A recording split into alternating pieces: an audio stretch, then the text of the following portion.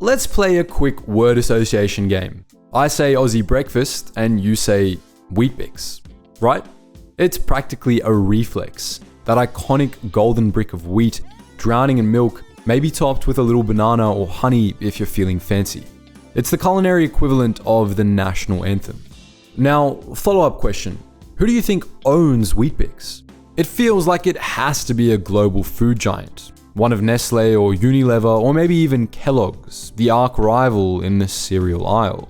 Wrong. Dead wrong. And the truth is infinitely more interesting.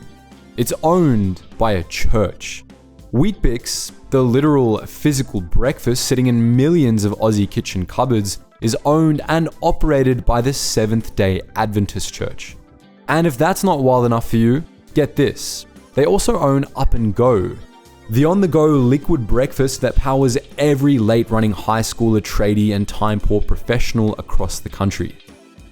The entire Sanitarium Health and Wellbeing Company, the business that makes both of these blockbuster products, is a religious non-profit, a registered charity operating directly under the church's banner. So, how on earth did we get here? How did a religious movement, born in 19th century America, end up dominating supermarket shelves down under with breakfast food? And what does it mean when your morning meal is brought to you by an institution with strict theological beliefs about diet, lifestyle, and spiritual well-being? Well, let's break it down, because the story of Weet-Bix is a wild ride through faith, food, brilliant business strategy, and a legacy that goes back over a century. And it all starts not in a boardroom, but with the visions of an American prophetess in the 1800s. To understand Sanitarium, we've got to go back, way back, to the fires of religious revival in the United States during the 1860s. This was when the Seventh-day Adventist Church was officially formed. The church is a Protestant Christian denomination with a few unique characteristics, most famously observing the Sabbath on Saturday from Friday sunset to Saturday sunset. But just as central to their identity is a profound emphasis on health and nutrition. The movement's co-founder, a woman named Ellen G. White, claimed to receive divine visions. In one of these visions in 1863, she was shown what became known as the Adventist health message. White's vision framed physical health as a spiritual imperative. The body is a temple for the Holy Spirit, and caring for it is spiritual responsibility. This meant promoting a holistic approach to wellness. Think plant-based diets, clean living, regular exercise, and abstaining from harmful substances like alcohol, tobacco, and even caffeine. This message found its most famous champion in a brilliant, eccentric, and visionary doctor named John Harvey Kellogg. Yes, that Kellogg. He was the director of the world-renowned Battle Creek Sanitarium in Michigan. The SAN, as it was known, was a world-class medical institution and health retreat that attracted the rich and famous. People like Henry Ford, Thomas Edison, and Amelia Earhart all went there to get well. A day at the SAN was an experience. Guests were woken early for morning calisthenics on the lawn, subjected to all manner of treatments from sunbaths and water immersion therapies to specific breathing exercises, and served a diet famously bland but considered pure, free from meat, spice, and sugar. It was in the kitchens of the Battle Creek Sanitarium that history was made. In an attempt to create a digestible, grain-based health food for patients, Kellogg and his younger brother, Will Keith Kellogg, who worked as the bookkeeper, accidentally discovered the process for flaking wheat. They soon applied it to corn, and cornflakes were born. But this invention also sowed the seeds of a massive family feud. John Harvey, the dogmatic doctor, saw the cereal as a health food, period. Will Keith, the pragmatic businessman, saw its massive commercial potential. The breaking point came over a single ingredient: sugar. WK wanted to add a little sugar to the flakes to make them more palatable to the general public. JH was horrified, viewing it as a corruption of his health principles. This fundamental disagreement led to a bitter split. Will Keith Kellogg left to start his own Battle Creek Toasted Cornflake Company, added the sugar, and built the global Kellogg's empire we know today. John Harvey, for his part, was eventually disfellowshipped from the Adventist church over theological disagreements, but the church itself had seen the power of food as a vehicle for its message. When the Adventist church spread its wings internationally, this health and wellness as ministry concept came with it. The first Adventist missionaries arrived in Australia in the 1880s, and they quickly set about establishing a community. They bought a large plot of land in Currambong, New South Wales, to build what would become Avondale College, which is now Avondale University. But they needed a way to support the church's mission, promote their health message, and become financially self-sustaining. So, following the Battle Creek model, they decided to start a food company.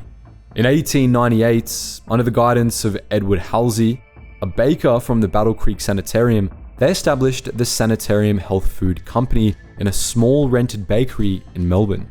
Its first product was Granose, a type of twice-baked, unsweetened, hard biscuit that had to be soaked in milk just to become edible. It was a tough sell. In early 20th century Australia, a nation built on meat and 3 veggies, the idea of vegetarianism was seen as bizarre at best. It was clear that for the mission to survive, Sanitarium needed more than just conviction. They needed a product people actually wanted to eat. That breakthrough arrived 30 years later in 1928 with the launch of Weet-Bix. Created by Benison Osborne in Sydney, the simple formula of crushed whole grain wheat, a little sugar, salt, and malt extract baked into that famously dense rectangular shape was an instant hit. It was wholesome, affordable, and most importantly, it tasted good. Its timing was perfect, as its affordability and nutritional value made it a household staple during the lean years of the Great Depression and later during the rationing of World War II. Interestingly, many people get Weet-Bix confused with its British cousin, Weet-Bix. They look similar, taste similar, and have similar names, but Weet-Bix was actually an offshoot of the Australian company that began pressing the cereal in the UK, but due to business complications during the Great Depression, the Australian and British arms split into 2 completely separate competing companies. Over the decades, Weet-Bix burrowed its way deep into the national identity. The slogan, "Aussie kids are Weet-Bix kids," launched in the 1980s, has become one of the most enduring and effective taglines in Australian advertising history. It's a phrase that's now embedded in the cultural fabric, right alongside Vegemite's "Happy Little Vegemites." This slogan was backed by decades of sponsorships and endorsements that cemented Weet-Bix as the breakfast of champions. They aligned themselves with Australian sport, particularly cricket. Legendary fast bowler Brett Lee was a long-time ambassador, appearing on boxes and in ads for years. Soccer star Tim Cahill and countless other athletes have been the face of the brand, reinforcing the idea that if you want to be strong, healthy, and successful, you need to start your day with Weet-Bix. The Sanitarium has worked tirelessly to keep the brand fresh and adaptable. In the early years, it was basic, but over time, they introduced variants like Weet-Bix Bites, which are snack-sized versions with flavorings. They launched high-brand Weet-Bix for extra fiber and gluten-free Weet-Bix made from sorghum to cater to a growing market.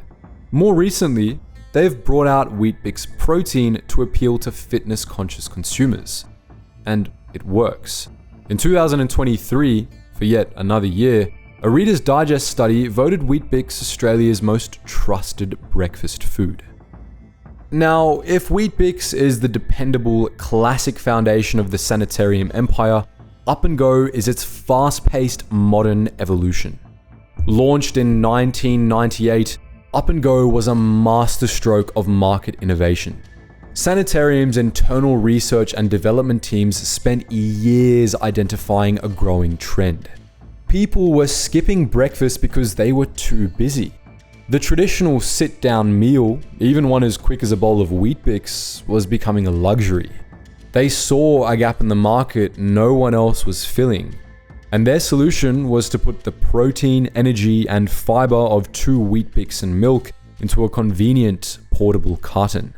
A key part of its success was the technology. Sanitarium invested heavily in perfecting a UHT processing method that not only made the product shelf-stable for months, but also gave it a uniquely smooth, non-gritty texture that other early meal replacements lacked. Up&Go basically invented a new category, the liquid breakfast. There were milkshakes and protein shakes, but nothing was positioned specifically as a complete, on-the-go breakfast replacement. Sanitarium's marketers targeted students, young professionals, and busy parents with ads showing people conquering their hectic mornings, all powered by a quick chug of Up&Go. The success was so immediate and so total that it sent competitors scrambling. Soon, brands like Kellogg's and Nestle launched their own versions, but they were playing catch-up. Sanitarium's first mover advantage and laser-focused branding meant Up&Go became synonymous with the category itself, keeping them the dominant market leader to this day. If you thought Sanitarium stopped at Weet-Bix and Up&Go, think again. Their portfolio includes a range of products you've almost certainly seen and probably have sitting in your own kitchen cupboard right now. Perhaps their most significant venture beyond the cereal aisle is their massive line of plant-based milks, So Good. The brand began back in the 1980s as one of the first widely available soy milks in the country, developed specifically to help people with lactose intolerance and dairy allergies at a time when the options were incredibly scarce. They were serving this need long before mainstream wellness was even a trend. Today, the So Good line has expanded to include almond, oat, cashew, and coconut milk, making it a huge player in the non-dairy space. But while So Good shows their innovative, health-forward thinking, another of their brands reveals a completely different side of their influence, one deeply rooted in national identity. Just ask anyone in New Zealand about Marmite. This comes with a twist though, as Sanitarium owns the license for Marmite in New Zealand, and it's a completely different recipe from the British version. The unique ownership led to a national crisis in 2012 known as Marmageddon. The sole Sanitarium factory producing NZ Marmite in Christchurch was damaged in an earthquake, halting all production. The ensuing shortage caused a nationwide panic, with people rationing their last smears of the spread and jars being sold online for astronomical prices. The crisis became a major talking point, with even New Zealand's Prime Minister, John Key, commenting on the situation, showcasing just how deeply the brand is woven into the Kiwi identity. And the list doesn't stop there. Their health-conscious philosophy extends to other parts of the supermarket too, covering dairy-free desserts like So Good ice cream, another whole grain cereal called Wheaties, and even modern health food staples like PB2, the popular powdered peanut butter product. When you look at it all together, a clear pattern emerges. You won't find soft drinks, processed meats, or sweets in their lineup. Everything is functional, health-conscious, and predominantly plant-based, and that's entirely deliberate. Now, after seeing the scale of this success, we have to talk about how the company itself is structured. Here's where things start to get really interesting from a business perspective. If you try to buy shares in Sanitarium, you couldn't. It's not a publicly listed company. Instead, Sanitarium is a registered charity in both Australia and New Zealand. It's wholly owned by the Seventh-day Adventist Church. This unique structure means that every single dollar of profit the company makes is legally required to be funneled back into the church and its charitable and community projects. This includes health education initiatives, nutrition research, community wellness programs, and overseas aid and development. And because of this charitable status, Sanitarium doesn't pay corporate income tax. This is perfectly legal under Australian and New Zealand tax law, which grants tax exemptions to registered charities for income used to advance their charitable purpose. In this case, that purpose is the advancement of religion. But as you can imagine, it has drawn significant criticism over the years. Competitors and critics, most famously Australian entrepreneur Dick Smith, have argued that a company with massive grocery store sales and a dominant market share shouldn't enjoy these tax exemptions. They claim it creates an unfair competitive advantage, allowing Sanitarium to reinvest all its earnings into marketing, research, and development, while private companies have to fork over a significant chunk to the government. Meanwhile, Sanitarium's defense is straightforward. They argue that they operate exactly as a not-for-profit should. Since they have no shareholders to pay dividends to, all surplus funds are reinvested into their mission. This includes funding free nutrition seminars in schools, backing important lifestyle-related medical research, and providing significant resources for disaster relief efforts both locally and abroad. From their perspective, they're fulfilling their charitable purpose to the letter of the law. Still, the debate continues, with political arguments flaring up every few years. Yet, time and again, legal reviews have found that Sanitarium is in full compliance with the law. Its structure is legitimate. It really is a charity, run by the church, that just happens to be an expert at making Australia's favourite breakfast cereal. Remember, Sanitarium is a mission-driven organisation promoting the Adventist Church's values through food. Those values have always emphasised healthy living as an integral part of spiritual well-being. Their focus on plant-based diets is a philosophy they've championed for over 120 years, long before vegan went mainstream. And here's the wildest part. This lifestyle seems to work. Seventh-day Adventists are statistically among the longest living people on Earth. An Adventist community in Loma Linda, California, is one of the world's 5 original blue zones. These are scientifically recognized regions where people have the highest concentrations of centenarians, or people who live to be over 100 or older. Research into these zones shows that diet is only one part of the equation. The longevity of Loma Linda's Adventists is also attributed to regular, low-intensity exercise, a strong sense of purpose, and deep community and family bonds, often centered around their Saturday Sabbath. It's a holistic approach to life that Sanitarium's food philosophy springs from. So, in a strange way, Sanitarium isn't just selling you breakfast, they're trying to sell you a longer, healthier life. So, what does the future hold for this church-owned food giant? Sanitarium continues to evolve. They've expanded into e-commerce, offering direct-to-consumer options. They're investing heavily in sustainability, with commitments to recyclable packaging and reducing their carbon footprint. As the global demand for healthy and functional food explodes, Sanitarium finds itself perfectly positioned. There's also talk of global expansion, especially in Asia, where health foods are a booming market. But for now, despite its corporate size and power, Sanitarium's brands remain a uniquely Aussie and Kiwi phenomenon. The next time you pour your milk over a bowl of Weet-Bix or slam an Up&Go on your way out the door, take a moment to remember the incredible story behind it. It's a story of theology meeting marketing, faith meeting business, cereal meeting spirituality. You are, quite literally, eating the gospel. But what do you think? Were you an Aussie kid who grew up on Weet-Bix? Or is Up&Go your go-to breakfast on a busy morning? Did you have any idea that your breakfast was brought to you by a church? And does knowing that change how you see the brands? Drop your memories or hot takes in the comments section below. We'd love to hear how many Weet-Bix you do, or if you were even aware of this century-long story.